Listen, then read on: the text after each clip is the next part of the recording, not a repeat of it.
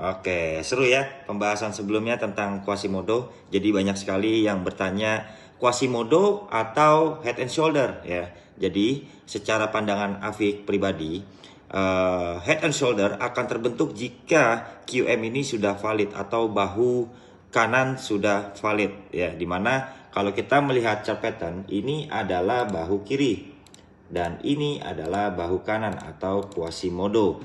Lalu bagaimana cara tips and triknya kita entry pada area head and shoulder? Kalian wajib tahu dulu bahwa pembentukan QM adalah pembentukan awal sebuah downtrend. Jika kita tarik garis dari atas atau higher high ke bahu kanan, ini akan membentuk sebuah downtrend ya. Yang dimana lower low akan tercipta kembali dari lower low sebelumnya. So, untuk memvalidasi sebuah head and shoulder adalah atau diperlukan adalah breakoutnya higher low sebelumnya. Di mana? Di sini. Oke. Kita bisa tanda ini sebagai breakout higher low atau pembentukan lower low baru ya. Dimana jika harga bergerak naik ke atas, maka ini ada potensi untuk market bertolak ke bawah lagi membuat lower low baru. Nah, disinilah yang dikatakan zona head and shoulder. Head and shoulder ya. Jadi sekali lagi yang dikatakan bahwa head and shoulder akan tercipta jika QM sudah valid membentuk bahu kanan. Alright? Dan neckline sudah berhasil di breakout. Ini adalah neckline. Neckline. Alright. Nah, ini adalah neckline. Maka kita bisa ambil higher low ini, higher low bawahnya dari higher low sebelumnya yang sudah berhasil di breakout sebagai zona untuk kita entry, atau bisa dikatakan ini adalah zona support become resistance. Oke.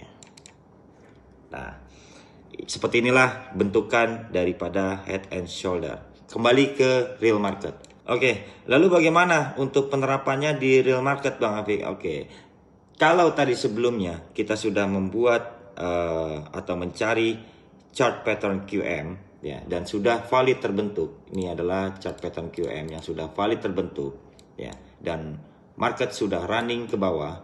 Maka yang perlu kita cari adalah neckline atau zona support become resistance yang sudah berhasil di breakout. Mana zona support yang sudah berhasil di breakout? Ini adalah zona support yang sudah berhasil di breakout. Mana breakout solidnya? Ini adalah sign bahwa support sudah berhasil di breakout secara solid. Dan kalau kita tarik garis dari higher high ke bawah, ini akan membentuk sebuah down trend line ya. Nah, ini adalah yang dikatakan zona head and shoulder. Head and shoulder. Ini secara pattern ataupun secara teknikal lawasnya ini adalah zona support become resistance. Alright? Nah, di sini juga ada potensi untuk pembentukan lower low baru. Lower low barunya di mana, Bang Afik? Kita nggak tahu, tapi kita sudah dapat low di sini. Ya, low yang baru ada di sini. Sorry, ada di sini. Dan kalau kita teruskan dan pasang pending order sell limit di sini, ya, ini akan mempunyai probabilitas yang sangat tinggi. Oke, gitu ya. Walaupun nampak pada chart ini keluar daripada downtrend line, tapi secara structure ini masih valid sebagai head and shoulder. Ya, semoga penjelasan singkat padat ini bisa kalian pahami antara QM dengan head and shoulder. Kita lanjut lagi besok dengan edukasi advance lainnya. Stay tune.